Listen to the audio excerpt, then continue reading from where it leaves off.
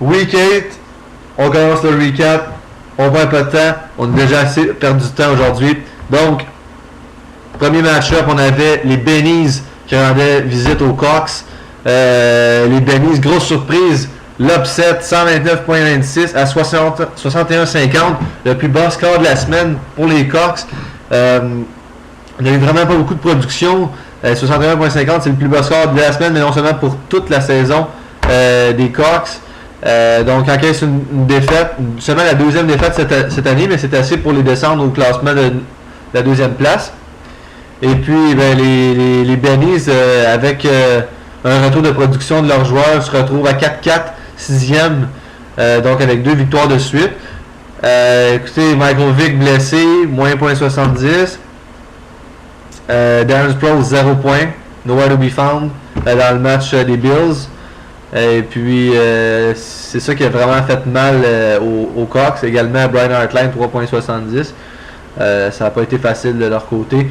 Et du côté des Bennies, tout le contraire. Colin Kaepernick, 27.96. Lights out London au complet. Ronnie Hillman, même 0 points, mais quand même avec 129 points, c'est vraiment spectaculaire. Là. Darren McFadden a vraiment bien fait les points, mais le plus spectaculaire dans cet alignement, c'est vraiment Calvin Johnson qui a su montrer aux gens, malgré tous ceux qui pensent que Calvin Johnson n'est pas pourrait avoir sa place de numéro 1 comme wide contesté. Écoutez, 36.90 points, c'était vraiment incroyable contre les Cowboys. Et puis l'adepte des Cards, vraiment qui a prouvé sa valeur contre les Paul Falcons, 16 points. Donc voilà, les Bennies se retrouvent en 6e place après une petite visite dans les fonds du classement. Et les Cox, avec peut-être un petit excès de confiance cette semaine en clamant un way fort qui sont premiers dans la ligue, se retrouvent 2e. Donc, avec une défaite. Donc, on rappelle vraiment que la Ligue de l'Est, c'est vraiment une ligue avec beaucoup de parité. C'est ce qu'on peut voir. Là.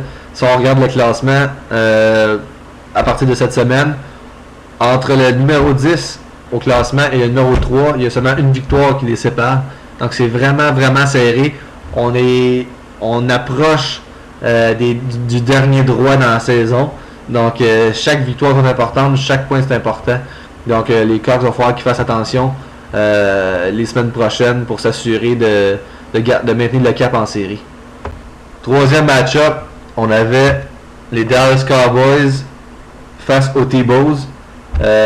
Donc, qu'est-ce qui s'est passé dans ce match-là? Ben, vraiment une sous-production des T-Bows, 65.44. Vraiment un bas score pour les T-Bows. Deuxième défaite de suite. Se retrouve à 3-5, 8e au classement. Et bien, les Cowboys ont continué leur petit train de vie avec 104.64 points. Donc à 3-5, se retrouve 7e. Et puis, si on fait un retour sur les joueurs qui étaient en présence, Tom Brady, ça a dormi au gaz, ça dort depuis au moins... il a fait une bonne sieste d'au moins 4 semaines. Je ne sais pas si... les T-Bows ont une alternative pour ça. Marshawn Lynch, 2.70. C'est pas ce qu'on est habitué de voir de Marshawn Lynch. Alfred Morris qui est venu à la rescousse avec 15.30 points. Wes Welker, toujours le métronome avec son lot de points, 14.10 points. Mike Wallace, le bum. Gronkowski, même chose, avec environ 8 points combinés. Et puis, c'est ça, ça a vraiment été dur de gagner les points du côté des T-Bows. Du côté des Cowboys, Tony Romo, 20.84 points. Encore une bonne performance de sa part. Peterson retrouve la forme avec 14.30 points. Et puis, ça a été un peu plus difficile pour Justin Blackmon. Mais Josh Gordon a contrebalancé les choses avec 19.20 points. Et puis, comme Terrence Williams, encore une bonne semaine. Ça prouve que ça a été une bonne addition du côté du waiver wire. Et puis, c'est ça. Donc, c'est le résumé pour ce match. Quatrième match-up, les Nationals contre les Eagles. Wow, quel match-up vraiment spécial en termes de points. Là. On a 156 points combinés pour deux équipes. Donc 84.36 la victoire des Nationals à 72.26. Vraiment là, des scores vraiment très bas comparé aux standards qu'on est habitué d'avoir dans la Ligue de l'Est. Mais une victoire, c'est une victoire. Les Nationals récoltent une victoire, donc se retrouvent à 3-5. Malgré cette victoire, reste quand même dernier au classement. Et puis les Eagles de Mathieu Parra qui continuent de battre de l'aile avec une défaite 4-4. Se retrouvent quand même quatrième avec 72 points pour la semaine. Donc c'est vraiment quelque chose qu'on n'est pas habitué de voir, mais étant donné que le classement est vraiment serré, c'est ce qui se produit. Donc, si on regarde un peu les affrontements en présence, Peyton Manning a eu le dessus sur Russell Wilson, 21-15. Donc, Zach Stacy, 12.90 points, encore une bonne production de sa part, 134 verges, excellente production contre une défensive très solide des Seahawks. Chris Ivory, ben, ça a dormi avec 11 verges total en 9 portées. Des Bryant et Marius Thomas, deux gros wide, deux grosses productions pour ces deux-là. Marquis Colston, ça continue encore de ronfler. 1.80 points. Il n'est vraiment pas inclus dans le passing game. Je sais pas ce qui se passe à New Orleans, ben on gagne. Fait que peu importe si Colston a des points ou pas, c'est pas important. Ensuite de ça, AJ Green 11.50 points, excellent. Julius Thomas, Tony Gonzalez, combiné, ces deux-là ils ont 5 points. Donc, wow, c'était vraiment assez spécial de voir ça. Demarius Moore et Steve Smith, c'est 7 points combinés. Alex Henry, 1 point. Donc, vraiment un match-up assez médiocre. Mais toujours une victoire au bout du compte quand même. Finalement, dernier match-up, non le moindre, les Green Bay Packers, frais d'une victoire contre les Cowboys, affrontaient la Pass Nation. Donc, combat tout pointelier dans ce match-up. Oui, les Packers ont perdu. Mais ils ont perdu honorablement face à la Pass Nation, qui, avec 142.38 points, le meilleur score cette semaine, le meilleur score de l'année jusqu'à date.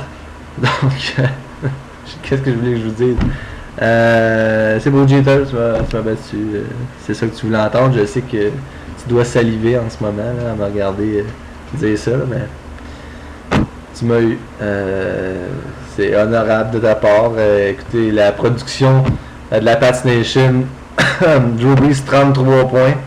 Jimmy Graham, un gars qu'on n'était pas supposé de voir jouer contre les Bills, 15.70 points.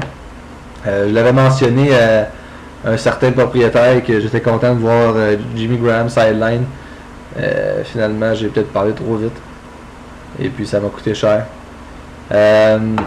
Stephen Ridley, mon ancien running back, 13.90 points. Lee Lacy, 17.20. Excellente production.